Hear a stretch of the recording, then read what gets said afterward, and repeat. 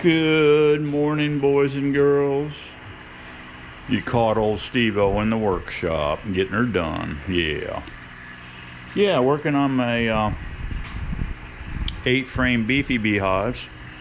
Got some knocked out here. These are the ones I knocked out yesterday. Glued them up. I just thought I'd show you my glue up process and how I do it. You see this one here, that was the edge lumber there.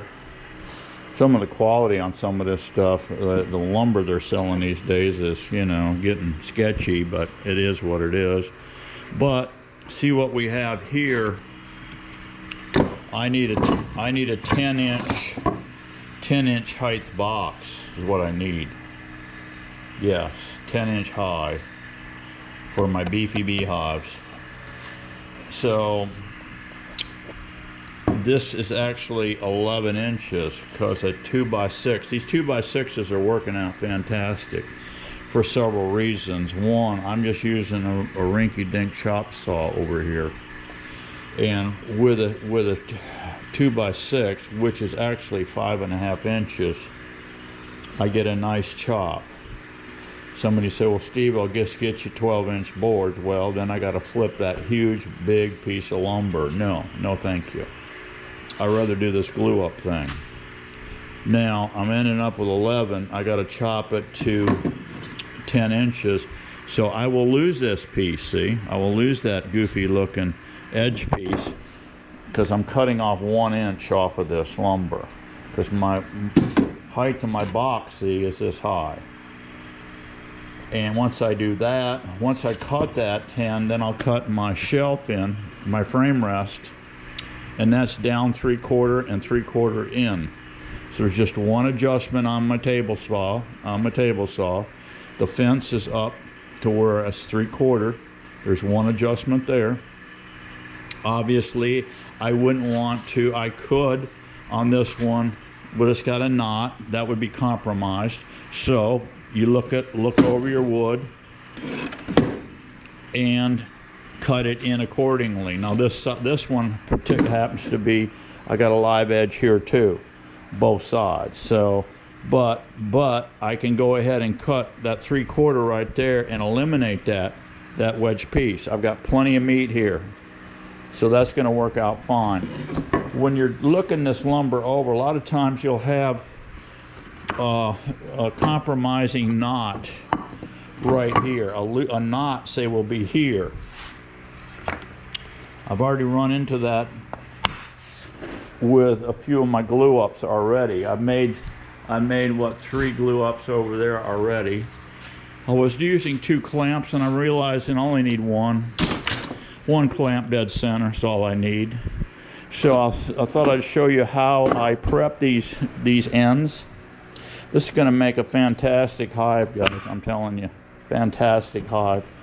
The material I cut off here, I think when I cut off this bottom piece, I can use it as a handle, but I couldn't get 12 of these boards out of the 12-foot long board because of the saw curves. I lacked a little bit. Now I could take the 2 to match them up. If I was running a bunch of these, I've got, I think, 3 under the bench that are under 12 inches slightly. I'll pair those up. Who cares if the box is a little bit? I've got plenty of frame space room here to get a frame out. I can put 8 frames in here and still have about 1 inch over here on the inside to move over and pull out. So yeah, that's what I'm doing here. These are going to work out absolutely fantastic. So I do everything in big batches. So what I do, I have to prep these edges.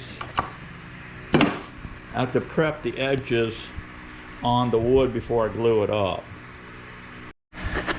Now to prep the edges, I was telling you yesterday, I just looked this board over. I've got good sides here on both sides here. Both edges are great. So it doesn't really matter. I put this in my vise. I grab my little whippy saw here.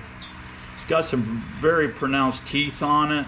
And what you want to do is just scar this thing really good here.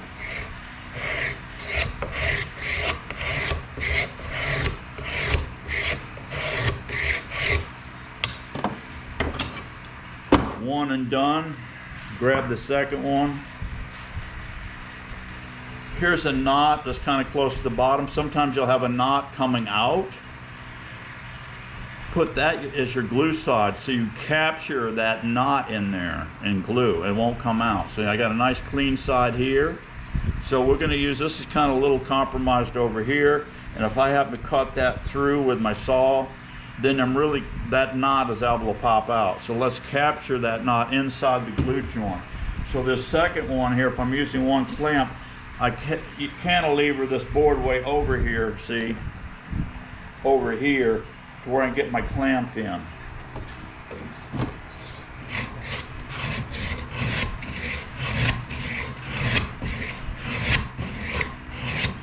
That's all there is to it. Grab some Bondtite 3 and put a big load of it on. Grab your other scarified joint, set it on. You just bring it up with your fingers here. Your glue's going to start running out. Have a wet rag and just mop it slightly here, the ends here. Keep this stuff from running all over the bench. Yeah, you just do this by feel. Grab one clamp. Come dead center. Glue is squeezing out. That's why I put a good bit on there.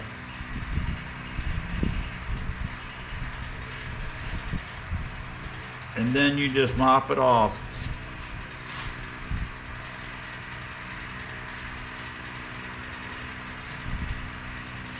Done deal. That's all there is to it.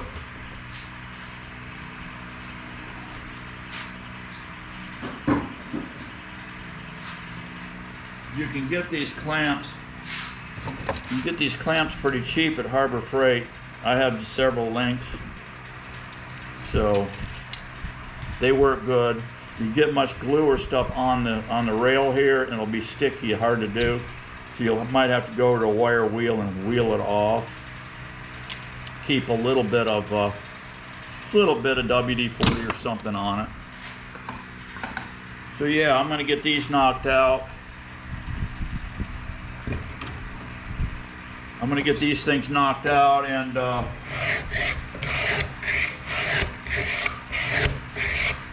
Miss Daisy wants me to take her to Carrabba's. So I got to take her to Carrabba's today and get her some Italian, because she is Italian, you know. Full blood Northern.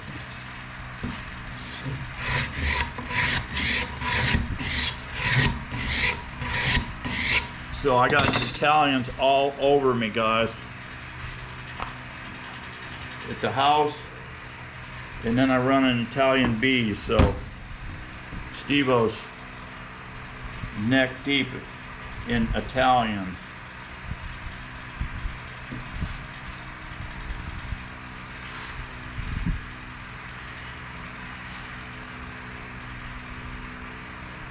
You're wondering maybe, oh, Steve-O, you should use biscuits and all this stuff to assemble this. No.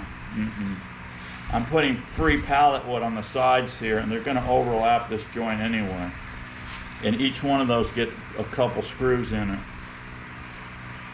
So there's no issue with, this is not going to come apart anyway. This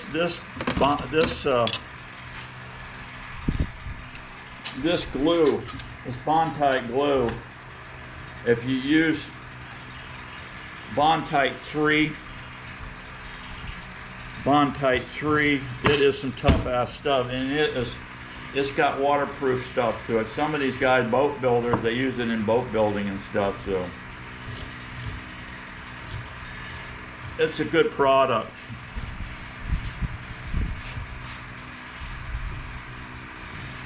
And this stuff is like glass when it dries, cures. It's almost like glass. It's really strong. Yeah, this is done. It's done. Yeah. I'm really liking these hives. I'm thinking I'm gonna put 2 disc on entry disc on this. I'm thinking. I may not. I don't know. They seem to be doing fine with 1. I think I'll be fine with just 1 rotation disc, and that's going to be the beauty of these. I'm going to use, when you want to move bees, which I'll be moving these bees all over the place, going from crop to crop. I'm going to use, for the honey boxes that I'm putting in the field, I'll be moving in. I'll do my timing just right to where that bloom is about to explode or is starting before I take them in, and I'll have solid lids. I won't have the hole in it. That when I get back to base camp and want to feed, when I bring these back to base camp to store them and feed them or whatever I need to do, I'll have other lids that go on top. But I'll use 1/4-inch backer board for my lids, and I will shrink wrap those when I'm moving them. So when I want to move, all I got to do is come up, turn my dial. All the bottoms, guys, will be all 1/8 inch screen. I'll have an 1/8 inch screen on the bottom, and there'll be a cleat here, so I can drop this hive right on a flatbed truck, and we won't have any suffocation issues because I'm going to have a strip of wood coming across each end to hold it up. 3/4 inch piece is all, maybe a 1x3, or you can do a 1x4 here. That's fine. All kind of ventilations. I'm going to have a full handle that comes all the way across down about this far, where I can get my meat hooks in there, pull this box on and off the truck. These hives are going to be fantastic. They're going to be strong, and they're going to be preserved. I'm putting wood preservative on them, and they're going to have a coat of paint. Years past, I painted them all forest green. That way, when I'm shotgunning bees, they blend in with the forest. Nobody sees them, and that ain't a bad way to go for any of your boxes. I've had, they say, oh, it's going to be too hot. No, because I have screen bottoms. Also, I set these beehives one time, guys, in September, which is hot as Hades, on a parking lot, asphalt parking lot. The bees were fine. They were humming. They were fanning. Keep her cool. But I made all kind of honey. Didn't slow them down a bit. Talked to Gary yesterday. He bought a bunch of my bees, and he's up there in Gulf Hammock.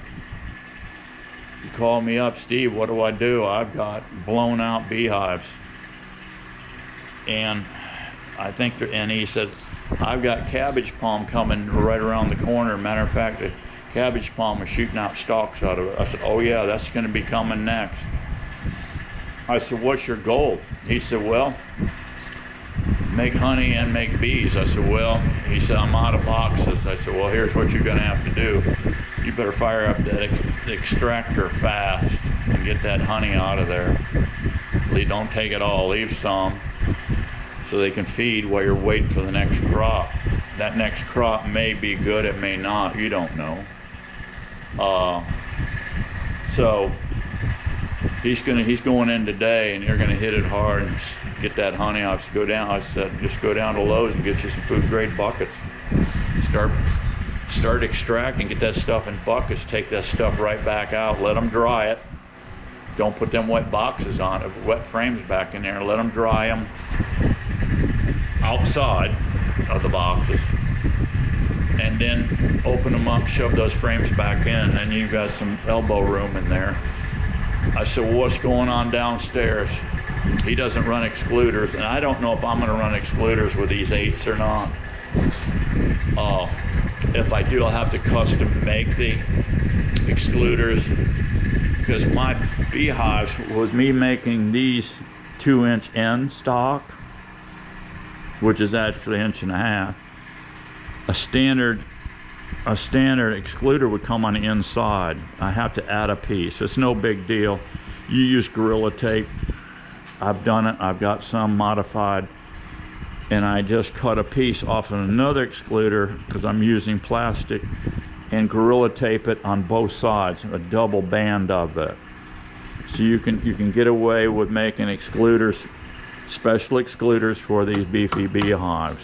This is my thing. I started doing this years ago. I think I started in 15. I didn't start making videos till 17, I think it was. But I started building these Beefies in 15, just for the simple fact I didn't want to spend a lot of money, and I was getting free 2-inch stock wood. Well, that supply dried up, and it really sucked anyway, because the wood was kind of compromised wood. It'd been around quite a while. I made a bunch of hives with it, but we're away from that now. So what I do is just buy the 2-inch end stock, and I source the free pallet wood for the sides. Hey guys, you preserve this stuff with tall earth, and you don't really need to put a paint job on it, but I put a paint job on it just to camouflage it. Okay, that's what's going on today. I'll show you the completed box. Once we're done here, I'll show you the completed box so you can see it. I've still got a bunch of ends here for the two frame Beefies. I got a bunch of that stuff to go, but I got a ton of them out back, so I'm good in that department. I just want to get ready to rock and roll for September 15th. We've got a major crop, honey crop of Brazilian pepper, and I want to capture some of that action, and I'm going to start selling honey at the house. Yeah, I'm going to start selling honey at the house. It's going to be kind of an honor system type deal. I don't really care to have people coming knocking on my door all the time. Where's the honey, you know? The way I'm going to do this, I'm going to build a box. It's going to be mounted to a 4x4 out by the main road, close to right behind my mailbox. I got a nice little spot for it. It's going to set back in, and I'm going to have my son make me a sign for the front door on that. It'll just be hinged with a door knob. You open, it'll be magnetic stick, you know, keep it shut. I'll have a rain where it extends over a rain roof. Inside that box, I'm going to have it to where I can put, say, 4 or 5 jars of honey in there. But I'm going to put up all my honey in mason jar pints. I'm going to try that this year. I'm going to go 2 ways. I'm going to have some with cut comb, because we're running these bamboo stick frames. So I can run those things in there. And if they make wild comb, no biggie. You can just take them out, run a bread knife through there, cut it, put it on a big cookie sheet, and cut out your honeycomb, load them in jars, and then top it out with honey. So I won't be extracting any honey. I don't have any extracting equipment. You don't need it. You can do this. I'll show you just crush and drain method. You can do it with 5-gallon buckets. You can do it with a 5-gallon paint strainer in the bottom bucket. I'll show you how to do all that. You don't even need a honey gate, guys, on the buckets. Now, you pick it up and you pour it in big plastic pitchers, and you can use the pitcher and load your jars. So it's a very KISS system operation I'm doing here. No expenditure, hardly. All you got to do is buy labels and jars. But what I'll do is put close to my mailbox, if this gets a lot of traffic out here, I'll put that sign right there: pure local honey for sale, fine. You know, I got it at Man Lake. That'll go on a little fixture so they can see it at the main road. And below I'll have my name and phone number. They can call me, and what the deal will be, I'll let them know when they call and they say, where's the honey, what's the deal on the honey. I'll just say it's so much a pound, and I will raw honey, guys, is getting to be very popular because people have allergies and stuff and they want it. This crap you're buying at the local big box stores, it's all been heated and filtered, guys. It's crazy. It's basically, you might as well drink Caro's syrup, for God's sakes. The other bad thing they're doing, from what I understand, is the fact that they're putting rice syrup into the honey to stretch it. I did buy from Rural King some honey a while back. I think it was a half-gallon jug. It was wasn't too bad price. It said natural honey on it, and I thought, yeah, right. I don't know what kind of honey it is. I've never tasted that flavor of that stuff before, but it did crystallize, so that's telling me it's pretty much real thing. It's 100% pure honey is what it says on the jar, and it was from India. So I went out there and pulled it up. What kind of honey did they make? They make all kinds of honey, and one of them is canola. I got a hunch that stuff's canola honey, but I'm not sure. Anyway, yeah, I will just set about in quarts. I will have honeycomb. I'll put in some cut comb and top the jar out with liquid honey, and then I'll have just some liquid honey. Of course, the comb honey is going to be more money. I think they're almost getting, I've seen numbers out there, $22 for, and $25 for a pint jar with a piece of honeycomb in it, topped out with honey. It's pretty good. It's a pretty good price if you can move it. Yeah. So I don't know where my numbers will be. I gotta make it first. But September 15th, yeah, is when it's gonna go down. It's gonna start happening, September 15th. I'm out of business cards, and I haven't needed business cards because just my stuff is all word of mouth, whatever. But here's my thought on business cards. I've got a big old ball of kite string material. I've got a taxidermy needle, all right? I'm gonna run that kite string right through a quart Ziploc, right on the corner above the Ziploc, and have two tag ends. These business cards, I'm gonna put in there Steve's Apiary with my phone number. On the back of the card, I'll explain what I'm wanting to do. I'm looking for beehive locations. Would it be okay if I set 2 hives on your property? And then once I get into the deal, they may say, hell, you can put 10 hives in here. The thing about Florida law is, guys, every residential place here, if you want bees in your backyard, you can have up to 5 colonies. Some of these places, guys, we have a lot of preserve areas. You got these huge subdivisions, they got preserve areas. Well,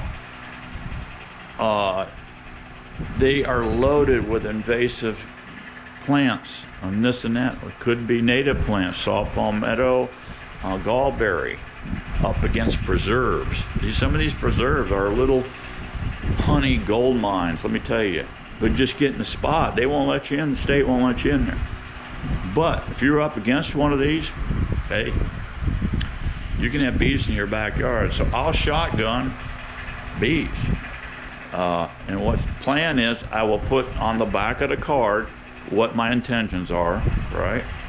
That loop of string, I'll just whip a knot in it, put the card down in there. I've got a nice little card I'm gonna have made up. Drop it in the bag, zip it up, rain won't get in it.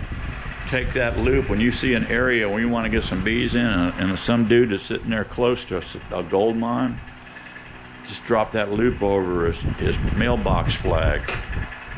Cross your fingers. Hey, I've gotten a lot of bee locations doing that back in the day. Some of these places got cattle on their cattle gates. Drop a business card. I've gotten several from cattle locations from cattlemen doing that. Cattlemen know, have been around a long time. Most of them, they know everybody in the ag business because that's what they're into. So one thing leads to another. Okay, guys? Just throwing little ideas at you how to make money with bees. So my plan is, I think in the near future, is we're going to do two things. The last several years, I've only been selling bees. But I get bored because I don't have nothing else to do later on. It all happens in the spring. After that, it's done. So all summer, I'm sitting here building back up. By September, hey, these bees, they need a job. I can put them on Brazilian pepper, guys, and make 100 pounds per box. Yeah. Now, with my 8-frame Beefies, I'm going to have my super sitting on. I'm going to have another 8-frame Beefy super on top. It's possible that, I don't know yet, but it's possible that these girls right here can blow out 2 of those. So you'd have 16 deep frames full of honey. That's a lot of honey. And the other beauty is you don't have to rob it all. So you got to go back in there and feed them. No. Take a good portion of that and leave on the hive. Say you have 2 boxes that are slammed out, or 1 slammed out and 1 partial. You steal the full slammed out box and leave them with a partial to go through the winter. Yes, that's the game plan. Be happy, be strong. You know it. We got to keep getting it on, and I'll see you soon on the next one. Bye-bye.